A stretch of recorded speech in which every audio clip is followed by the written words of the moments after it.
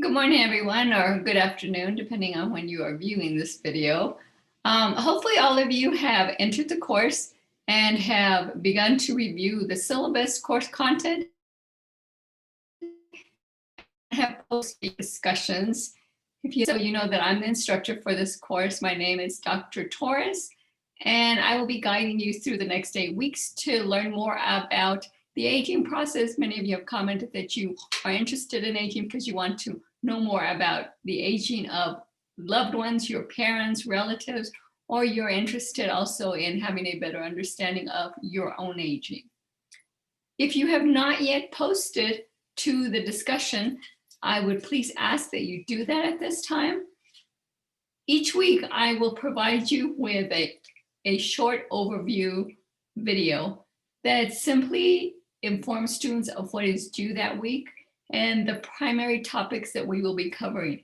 In addition to this short video, I also post some PowerPoint lectures in each of the sections of the module. I realize that there are a lot of readings and other learning materials that students are provided in these modules. And so the purpose of these PowerPoint lectures is simply to provide students with a guide for the reading materials and to highlight some of these areas. All right, so for this week, what students need to do, as I said, if you haven't done so, please post your introduction. Secondly, complete the academic integrity modules. These are found under the activity section of module 1. Complete modules 1, 2, and 6. You also should complete the skill builders and the concept check. These are both intended to help you better comprehend and to realize if your understanding of the material is accurate. An important part of each week of each module are the discussions. The initial response to the discussions should be posted by Sunday evening before the end of day. Then, in order to receive full credit, students will need to respond to the post of 2 other students. And in addition to this, to receive full credit, students will need to integrate the learning materials to support their response, and also make certain to integrate in-text citations for your resources and a reference or a bibliography. These should both be APA. This particular, or all of the discussions rather, they have rubrics. So please review that rubric before you submit to know if you have completed the activity sufficiently enough to receive full credit. Important this week also is the beginning of the research project, the interdisciplinary research project. If you have not done so, please make certain to review the syllabus, make note of all important dates, write these down so that you know when certain assignments are due, particularly projects. 2 of the projects that you need to make note of in terms of the due date are, of course, the interview. I'll discuss that more later. But one of the important projects is the interdisciplinary research project. This project is both an individual and a group project and is done in various stages. So again, if you review this, you'll have a better understanding of this. But for this week, students have been assigned to specific groups. And these assignments occurred randomly. But what students need to do this week is to meet with their group and select a topic. By the end of week 2, students should have selected the top, not only the topic that they wish to cover, but also have divided that topic, the work for that topic, among group members. And this needs to be posted to the activity section. But for this week, you can either do this through email, or you can do it through a video call, like through Zoom, and decide what topic you want to do.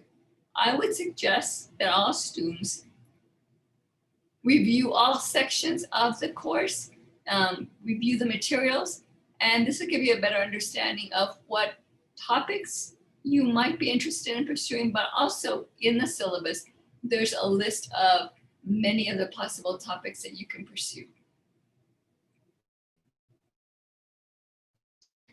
What are we going to discuss this week?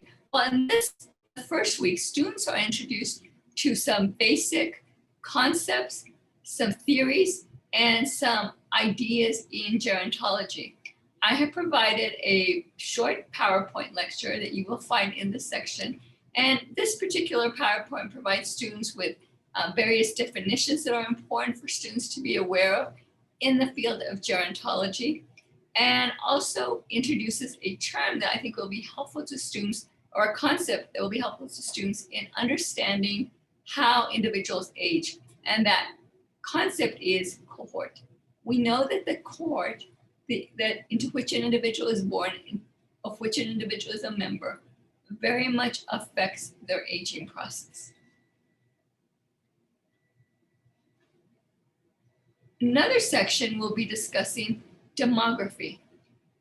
In this section, students are provided with information on the growth of the aging population during the 20th century, and particularly how the older adult population has not only grown as a percentage of the total population, but how that composition has changed. So we see differences in terms of the age composition, in other words, increased life expectancy, and also gender makeup, as well as ethnicity. And finally, the last two sections examine theories of aging. These theories provide a sociological or gerontological framework for students to be able to understand the aging process of individuals and how society views aging. And then finally, we conclude by examining ageism. We not only define ageism, but we note how ageism affects the individual and how systematic ageism that occurs in a society is often unrecognized. And if you consider the fact that many of our other isms are not considered to be politically correct or not accepted, you'll note that ageism is one of the isms that we still tolerate. You will find many cartoons, humor that's often directed toward older adults. It's also important to realize that although ageism is very much a part of our society, which is youth-oriented, not everyone experiences ageism in the same way. It is affected by one's race, one's gender, and one's social class, and one's sexual orientation.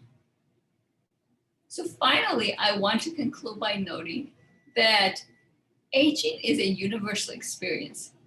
But while it may be a universal experience, it is not necessarily experienced in the same way by everyone. And the rate of aging and the experiences with aging are very much determined by one's gender, one's age, one's social class, one's ethnicity, and one's sexual orientation. In addition, aging is affected by the culture in which it is experienced. How does one experience aging in a youth-oriented society versus a society that sees aging as something that's more acceptable and views older adults as individuals who may be vessels of wisdom? All right, so with that, I will conclude this overview. And I just want to again comment that I really enjoyed reading students' posts.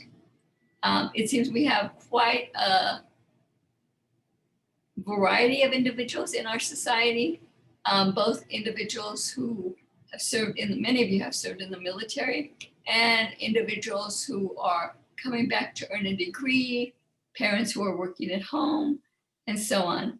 So again, you're not required to respond to your classmates' post, but I encourage it because it's always nice for students to receive feedback on their post. And I also want to comment lastly that For the student introductions, I do comment on everybody's response, on everybody's post, but beginning with week 1, I select students' post to respond to. I will, throughout the course of the semester, respond to everybody's initial post. But I also highlight some of these in the videos that I present in the following week. So with that, have a good week, and I hope to read everyone's post.